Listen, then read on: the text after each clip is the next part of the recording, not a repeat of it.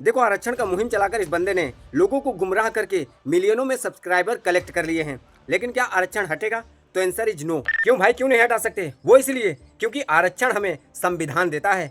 वही संविधान जिस संविधान की वजह से पीएम सीएम राष्ट्रपति बनते हैं, वही संविधान जिसके वजह से हाई कोर्ट हो या सुप्रीम कोर्ट के जज बनते हैं, सभी कानून पास होते हैं।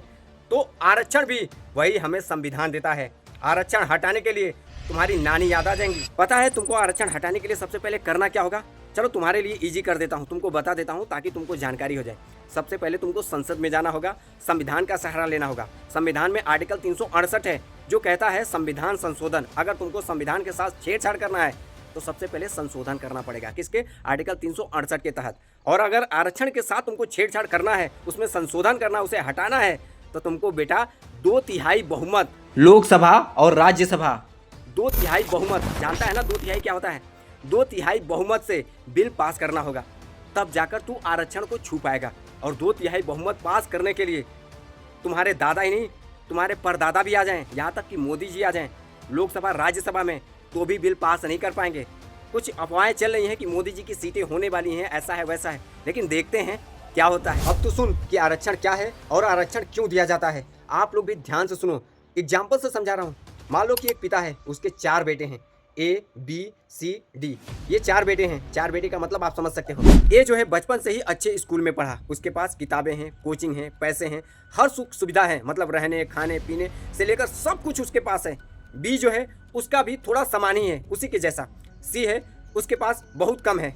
लेकिन डी जो है, जो चौथा है, उसे गरीबी, सामाजिक भेदभाव, ऊंच नीच, छुआछूत, ना जाने कौन कौन से हैं, उसके वजह से उसे पढ़ने का मौका ही नहीं मिला। अब इन चारों बेटों को किसी भी एग्जाम में बैठा दिया जाए, चाहे कोई भी हो, IAS हो, PCS हो या कोई भी अदर एग्जाम क्यों ना हो, उन चारों को उस एग्जाम में बैठा दिया जाए, तो क्या उनके नंबर सेम आएंगे? बताइए बताइए, सेम आएंगे? तो आंसर इज नो। बस यही असमानता को दूर करने के लिए आरक्षण लाया गया। एक बंदा तो अलग ही लेवल का है, उसका कहना है कि आरक्षण की वजह से बच्चों के मेरिट लिस्ट में नाम नहीं आते हैं, इस वजह से बच्चे सुसाइड कर रहे हैं। SC ST OBC बच्चे कम नंबर में ही IAS PCS सब कुछ बन जाते हैं और जनरल कैटेगरी के लोग वैसे ही रह जाते हैं। अरे चाचा, अरे अंकल, अरे मेरे दोस्त, कम से कम आरक्षण के बारे में जानो। मान लो कि कोई भी वैकेंसी आती है, SSC का हो, रेलवे का हो, IAS हो, PCS हो, कोई भी अदर एग्जाम क्यों ना हो, हम IAS को ही एग्जाम्पल के तौर पर लेते हैं। मान लो उसमें 100 सीटें हैं, उसमें कितने सीटें? 100 सीटें हैं।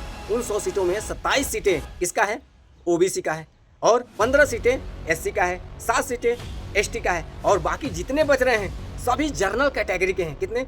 General category. अब सुनो, SC ST OBC ये तीनों मिलाकर कितने हो रहे हैं? 27, 7, 34, 34 और 15 49, मतलब 49 सीटें SC ST OBC के हैं, बाकी 51 सीटें जनरल कैटेगरी के हैं। जनरल बोले तो जो ओपन कैटेगरी के लोग हैं उनके हैं। अब तुम्हारा लड़ाई, अगर तुम जनरल कैटेगरी से हो तो तुम्हारा लड़ाई किससे है?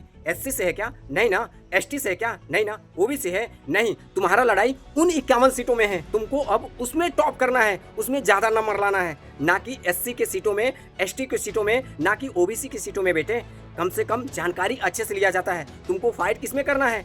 तो जनरल कैटेगरी से। तुम्हारे नंबर कम आ रहे हैं तो किससे आ रहे हैं? तो जनरल कैटेगरी से हैं। समझ रहे हो? कुछ पल्ले पड़ रहा है? अगर नहीं पड़ रहा है तो बताओ, और एक्सप्लेन करके बताऊं ताकि तुमको अच्छे से समझ में आए और तुम अपने यार दोस्तों को भी समझा सको। समझ रहे हो? और आपका भी फर्ज बनता है कि इस वीडियो को हर उन व्यक्ति तक पहुंचाओ जिसे आरक्षण के बारे में पता नहीं है। शेयर दबाकर करो। जय भीम।